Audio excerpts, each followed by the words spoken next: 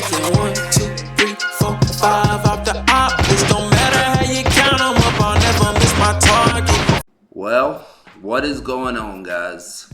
I am back. Got a very different type of video for you today. So this is the content that I'm gonna be rolling with going forward pretty much. Stepping away from the music reactions. Nothing seems to be working for the last several months that I did it. Just a very big downfall on the channel.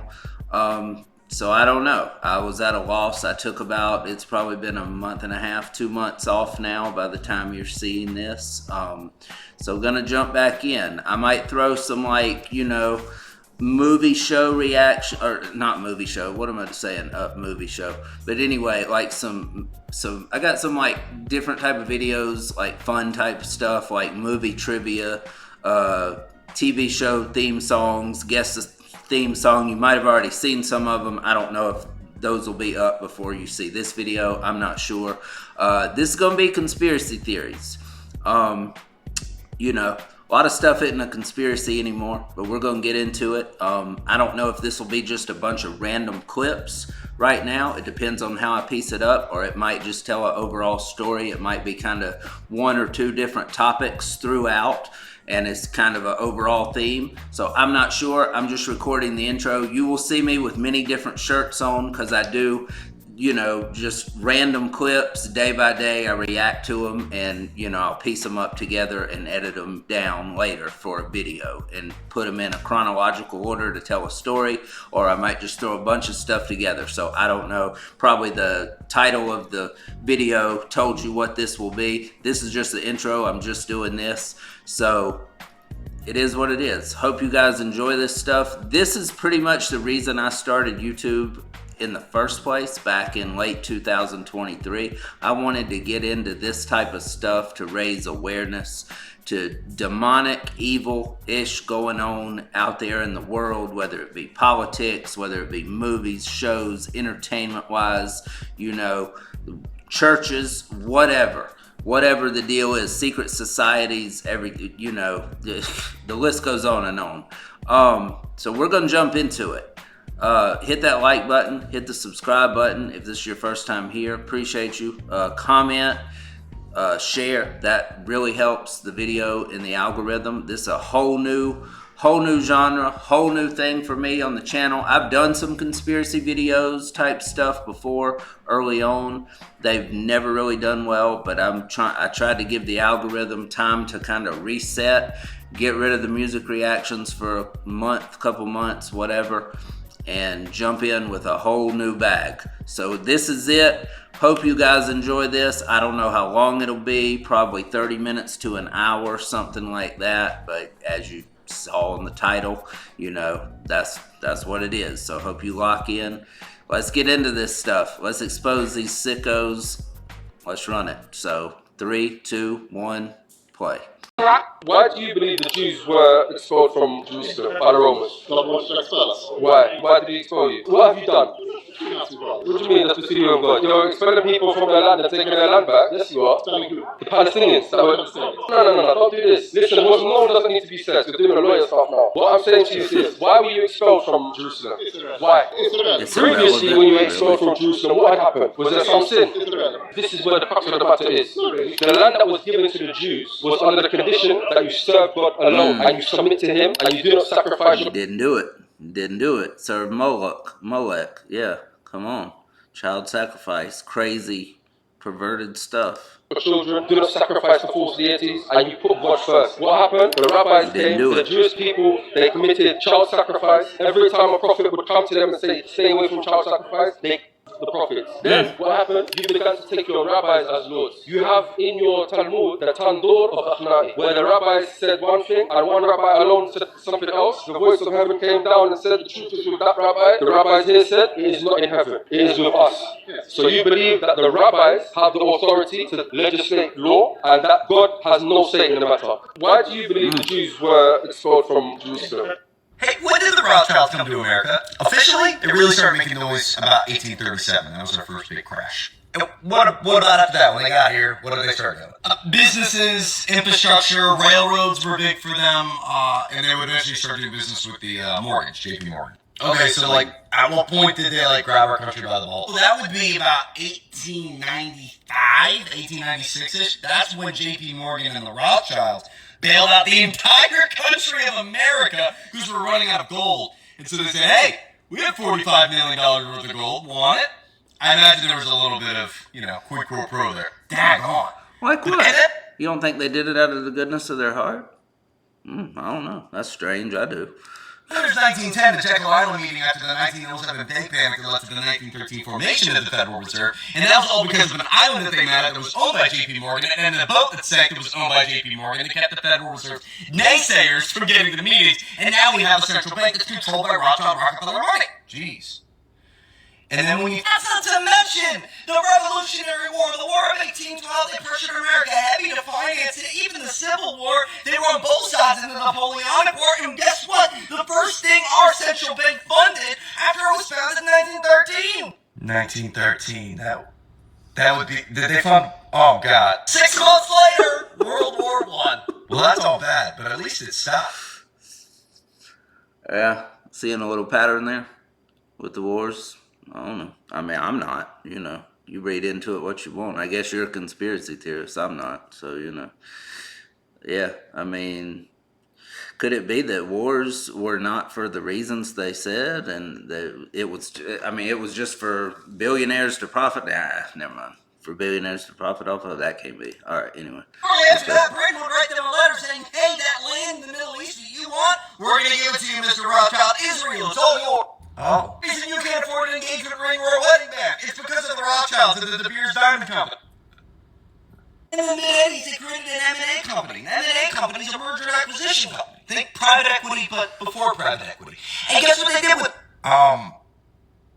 We might need to slow down, but what did they do? We're using it to get involved in Wall Street. They wanted to infiltrate the New York Wall Street monster that had been forming in America. You want to know what they did to do that? What did they do? Did it by sending somebody to New York City to oversee the purchase of Macmillan Inc. Macmillan Inc. was a media company that would be McGraw-Hill, which is responsible for a lot of the elementary school books that you and I were raised on. Do you want to know who they sent to New York City in 1988 to do this?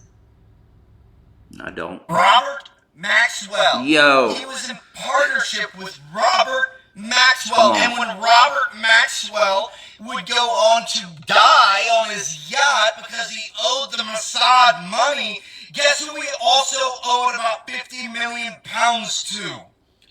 The Rothschild family through the Bank of England. Wait, Robert Maxwell's, that's Ghislaine Maxwell's father?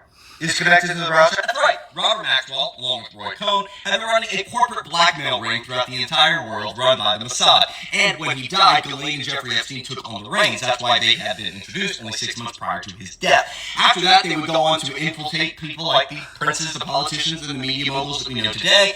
And we know through Alan Dershowitz, Epstein's lawyer. How'd they get him, though? I don't know. I mean, people are just on a list, I guess, of some kind, for no bad reasons, nothing sick or perverted going on. Just, Epstein was a pretty good guy, I've heard, and he was friends with every politician to ever be in politics since he got in there. So, I mean, obviously he's not blackmailing him or anything, or like with something disgusting and evil that they did. So they're just friends. I mean, even though they're mentioned in some kind of files or something, I don't know what it is, e-files, yeah, it's something where they're, where they're describing like jerky and girl pizza that's like 4 years old, and what's another term? Hot dogs, because why wouldn't trillionaires be conversating about like 5-year-old hot dogs, 10-year-old hot dogs, and 5-year-old girl pizza? Because girl pizza is a normal term to say, right? Yeah, I know when I get a pizza, I ask if it's a girl or a boy, because that's perfectly normal, right? Yeah. So, I mean, I don't know what he was black. I don't know what he could possibly have on politicians, because, I mean, if there's anybody that we should be trusting, it's them. I mean, they would never do anything as sick and twisted as whatever. I don't know, whatever you could think of. I don't know. I mean, I have no idea, because, I don't know what they're doing.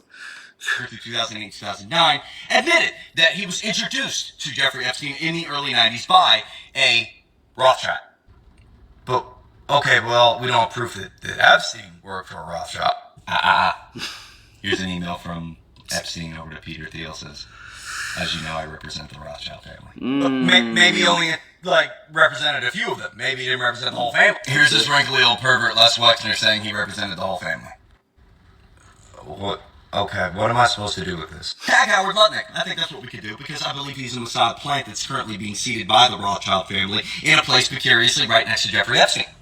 But, all because he's his neighbor? Like, he just maybe bought the home on Zillow. He didn't. He bought the home in 1998 from the Comet Trust, which was run by the son of the World Jewish Congress founder and World Zionist Foundation organizer. Also before that, it was owned by Jeffrey Epstein himself.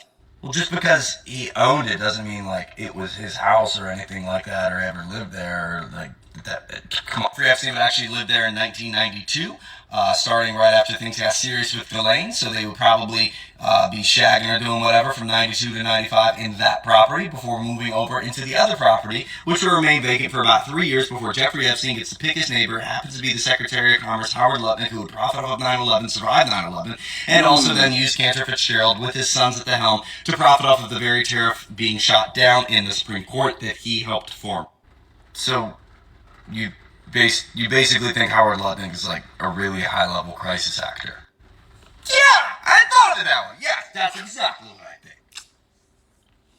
think. What a liar. Lutnick the liar, that's what I call him. Hey, when did the Rothschild...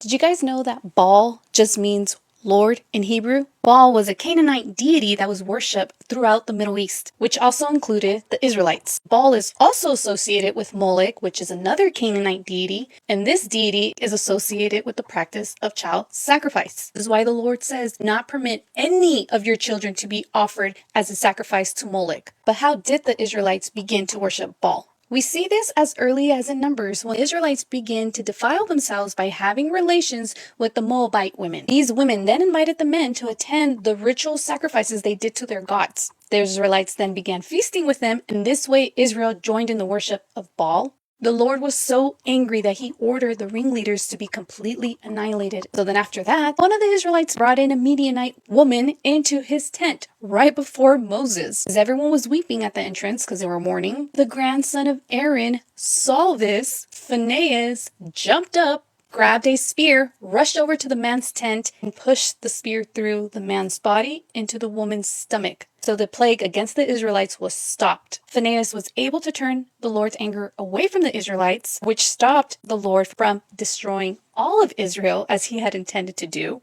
The Lord then told Moses to attack the Midianites and destroy them because they tricked them into worshiping Baal. The Lord was extremely pleased with Phinehas, who again was the grandson of Aaron, that he made a covenant with him. In this covenant, I give him and his descendants a permanent right to the priesthood. For in his zeal for me, he purified the people of Israel, making the people right with me. Now, when I look up the word purify, one of the definitions says made spiritually or ceremonially clean. What were the other people engaging in? But pure from what exactly?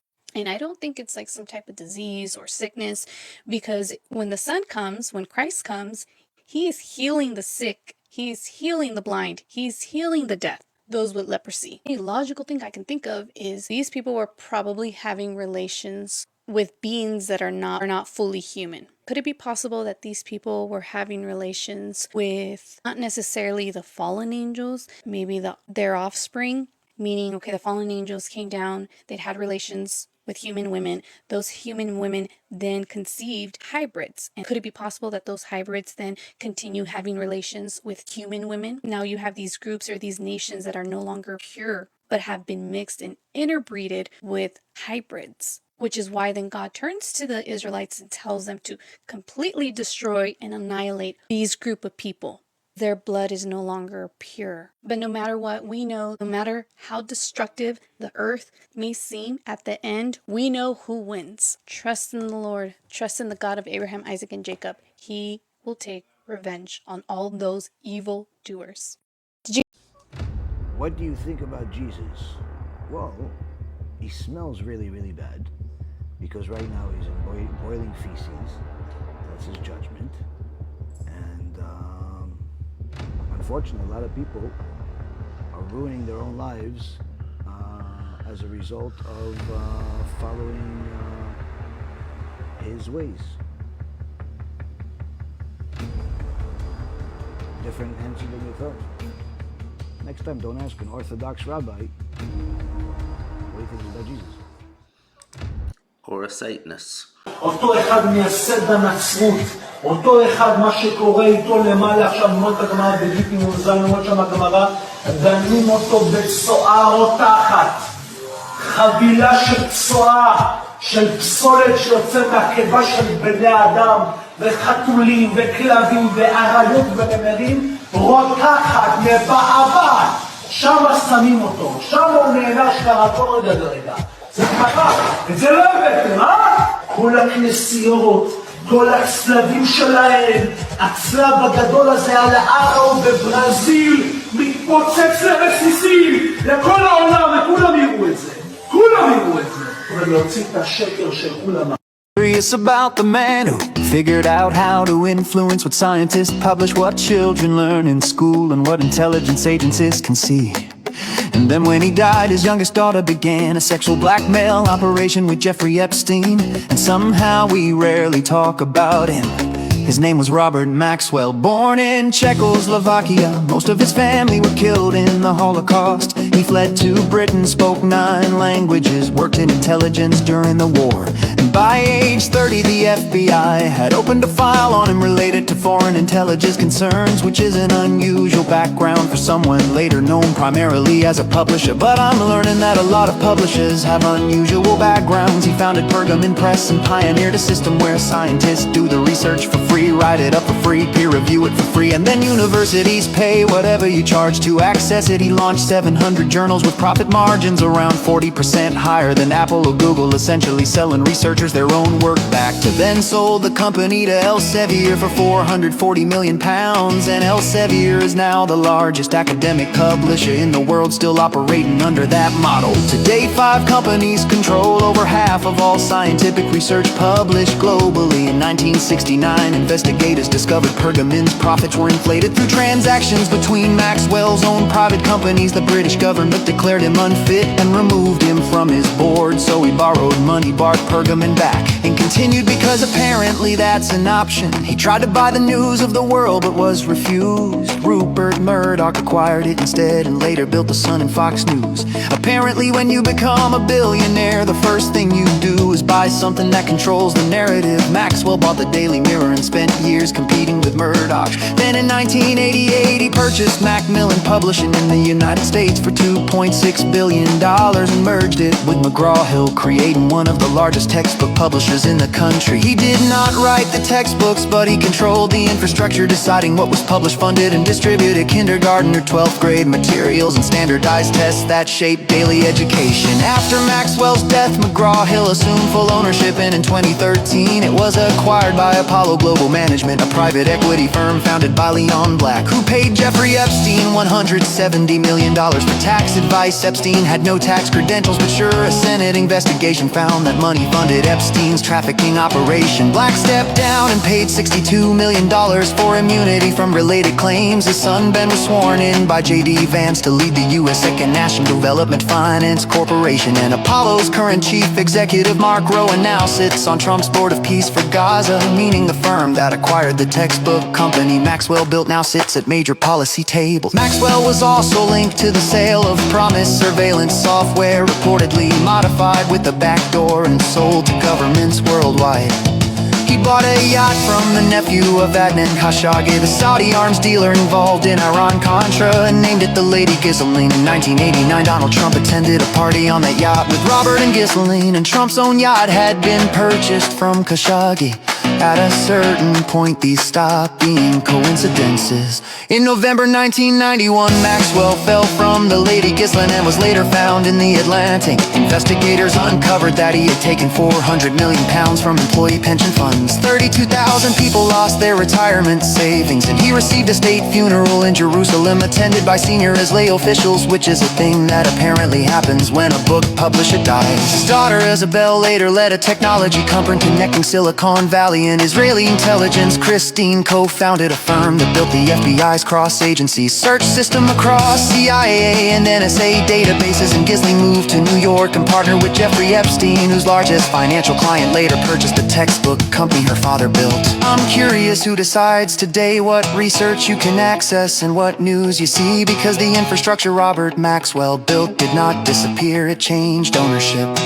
Follow along as I map how individuals across religions, countries, and political parties seek control of systems, markets, governments, and information to accumulate wealth, and how they cooperate across the divisions we argue about. Because the common denominator is not religion or nationality, it is extreme wealth and insulation from consequences. And once you see that pattern, everything changes.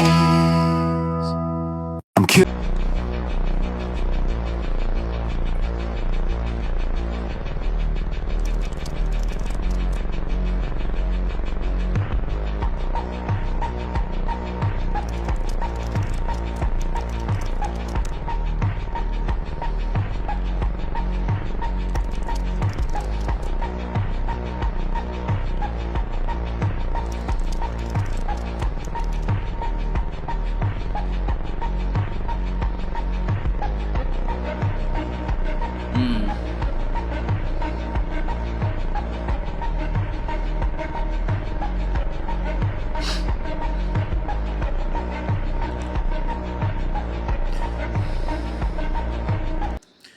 Yo, that's okay. I've heard that picture was fake. That whole thing with like the upside down crosses.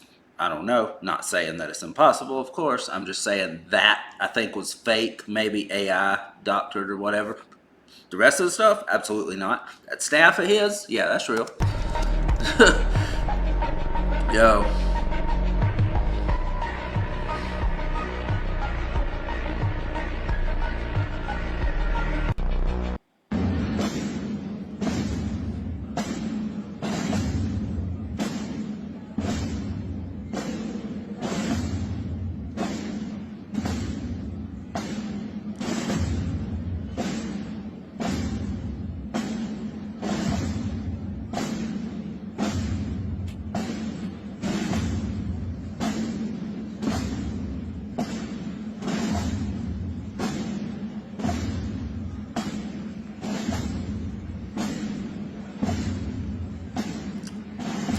I don't know about you, and I see the comments over here where people are defending this. They saying it's St. Peter's cross and everything, the upside down cross, because he was buried.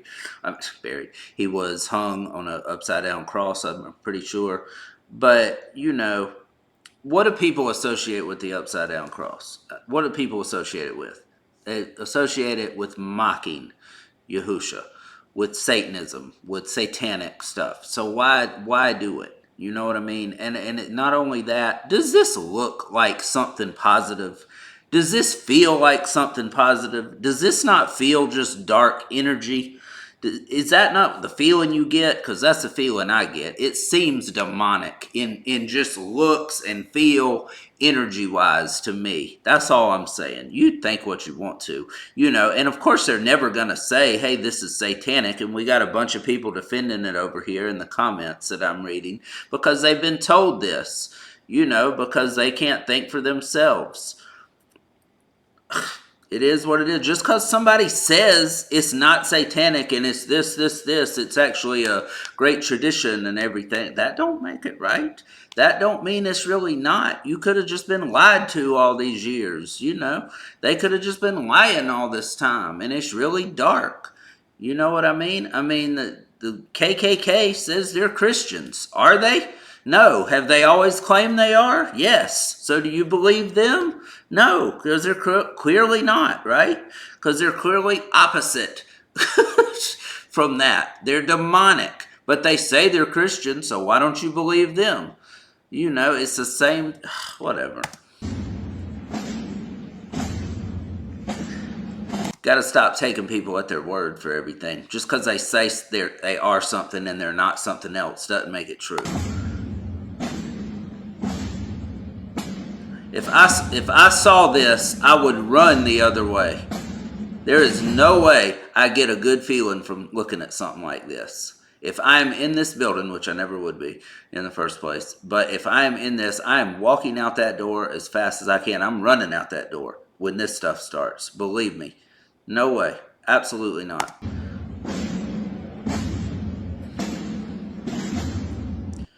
Explaining one of the strangest theories ever exposed, the theory of the chronovisor. Okay, according to this theory, the chronovisor was secretly built in the 1950s by an Italian priest named Pellegrino Ernetti with the help of 12 physicists, including one who later won a Nobel Prize. No one knows how a group like this created something so far beyond its time. The device was described as a metallic machine with screens and antennas, designed to capture lost photons, tiny particles that still hold the echo of events from the past. And when those photons were reconstructed, they revealed real images. Believers claim the chronovisor recorded the Titanic sinking, medieval cities, dinosaurs, and even an image of Jesus Christ. Not a drawing, but an actual moment pulled from history. But the theory goes further. It claims the device also showed the far future, including the moment the sun explodes. The Vatican denies everything, but supporters say the machine was hidden because if people could see the past and future on command, no government or institution would stay in control. And that's where the theory gets even darker, because some claim the chronovisor was never destroyed, just moved, hidden deep inside a secret vault, accessible only to a handful of people who decide what humanity is allowed to know. So if the chronovisor really does exist, maybe the future isn't something we're heading toward. Maybe it's something that's already been watched, recorded, and controlled.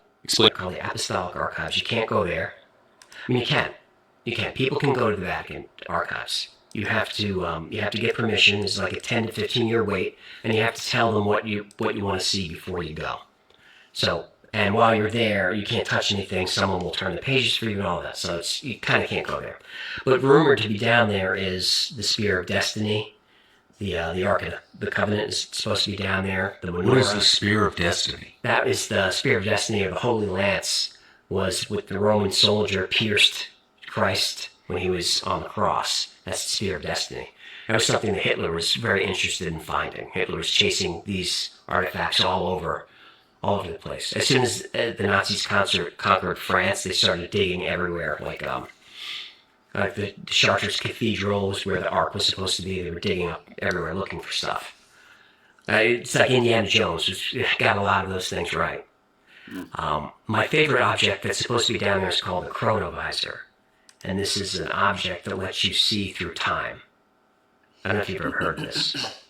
I don't think I have. So chrono means time, visor means see. So this is an object that you can see through time. It was invented by, his name is Pellegrino Ernetti. Father Pellegrino Ernetti was a priest, but he was also a physicist, and he was like an expert at music. And he was working with, I think his supervisor's Father Gemelli. He's working at a university or something, and what they're doing is they're studying Gregorian chants and listening to records and cataloging things. And they're listening to one record, and Father Gemelli says, "I recognize that voice." And they play it back, and I'm like, "Well, who's that?" He's like, "That's my father." I'm like, "Well, what is he saying?" He said, "Well, he's talking about leather and prices, and, well, it turns out his father's like a shoemaker, like a cobbler. And he heard his father's voice selling somebody shoes.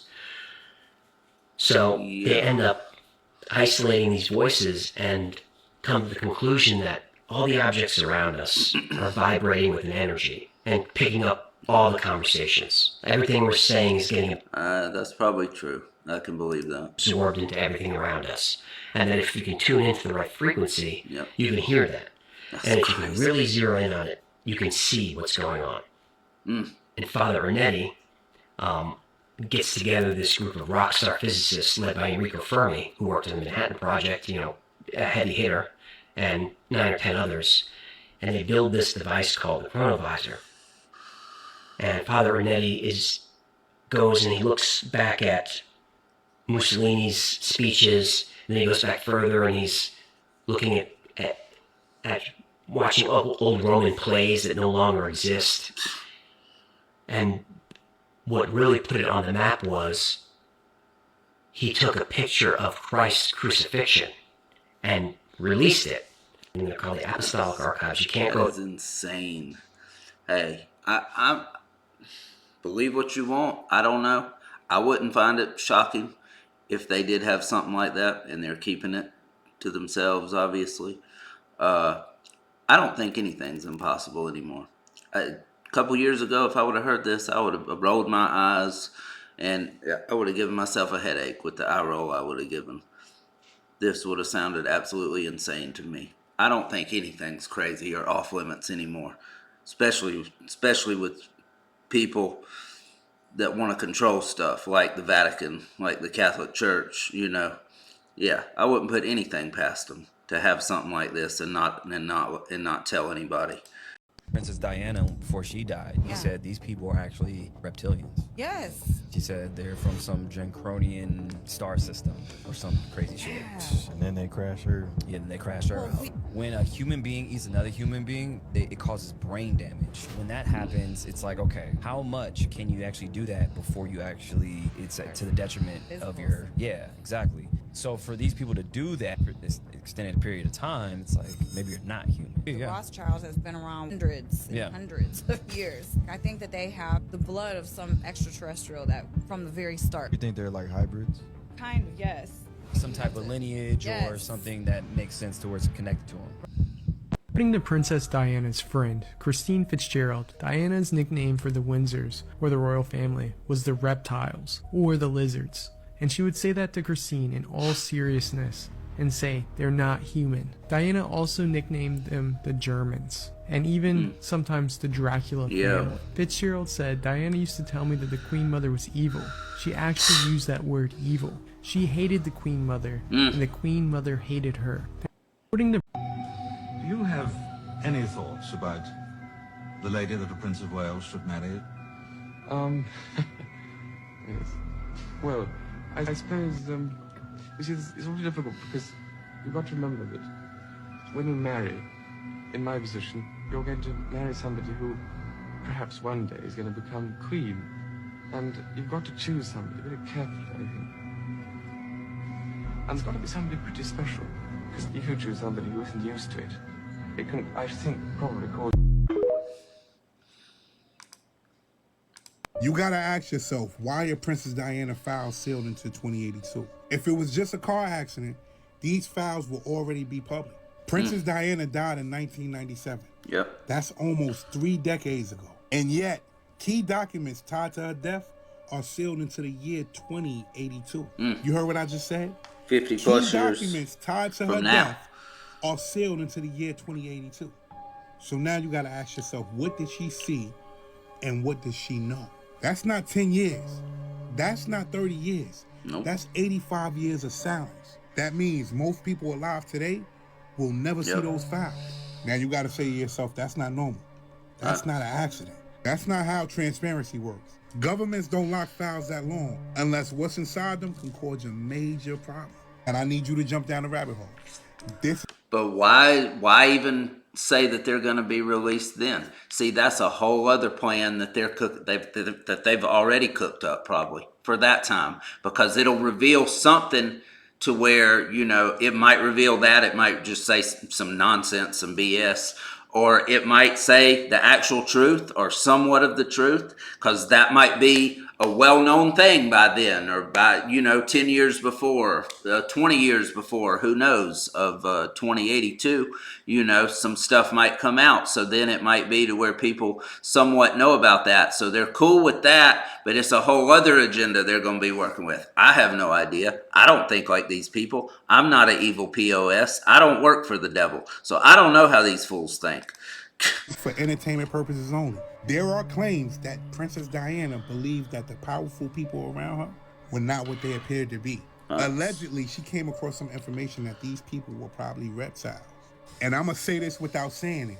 She allegedly feared that certain elites weren't just corrupt. They were inhuman in behavior, cold, predatory. They were fundamentally different, if you understand what I mean. Now, you got to think about this. Diana wasn't some random woman with theories.